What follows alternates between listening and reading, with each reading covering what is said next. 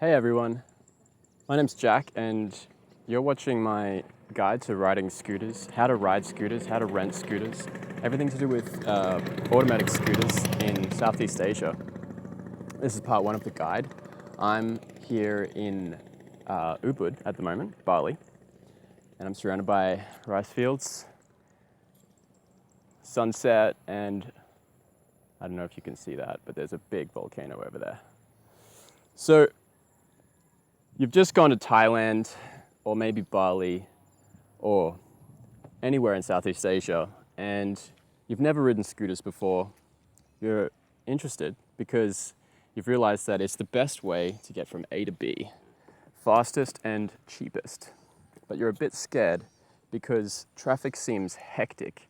You're not very confident on a bicycle, let alone on a motorized engine. And yeah, you're just a bit worried about crashing. Well, I'm here to debunk a few fears and just to let you know the general process to renting and riding scooters. So the first step, you want to rent a scooter. I would recommend that you rent through your accommodation provider.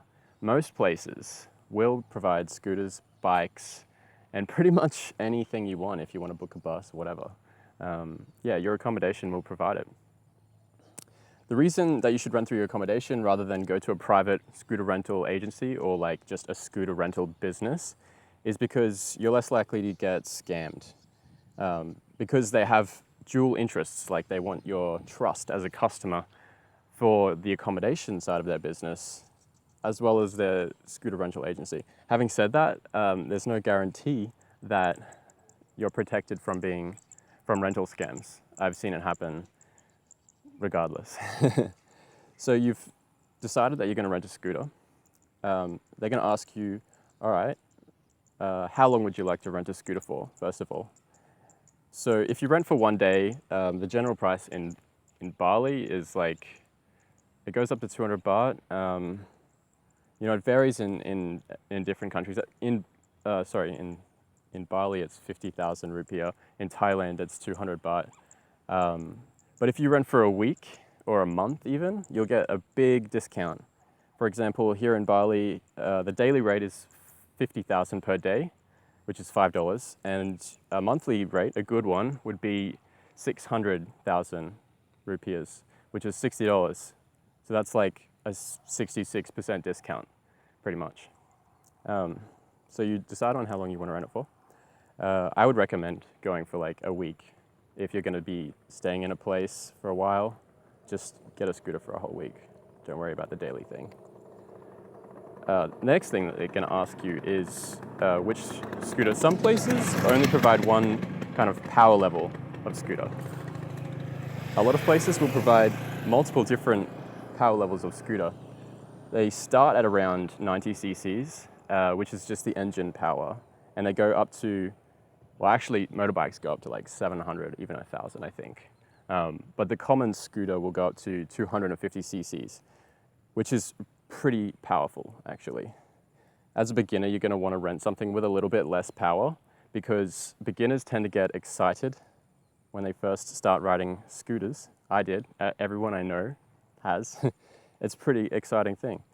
And if you think about the power to weight ratio of a scooter, it's actually a lot more than your average car. Like the amount that you accelerate on a scooter, you get a lot of acceleration. Like it makes your body move really fast and you can feel it, even with just a 90cc scooter. So it can be quite exciting, exhilarating experience. So that's why you don't want to get something too strong. Having said that, a stronger scooter, if you're going up in the mountains, a 125 is the way to go if you're going to be doing some mountains or some steep hills or something a bit longer. Or if you're going to be having a lot of passengers on your scooter, it's a lot easier to balance when you accelerate from a stopped position with a more powerful scooter if you have passengers because it's more weight, less acceleration. Yeah, so pick your power level. I recommend 125 cc's. The next thing is they're going to probably ask you for your passport. They do this in Thailand, Philippines, Nepal.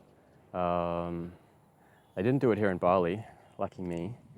But you're gonna have to decide if you want to give them your passport as a collateral. Otherwise, you'll have to leave some kind of deposit.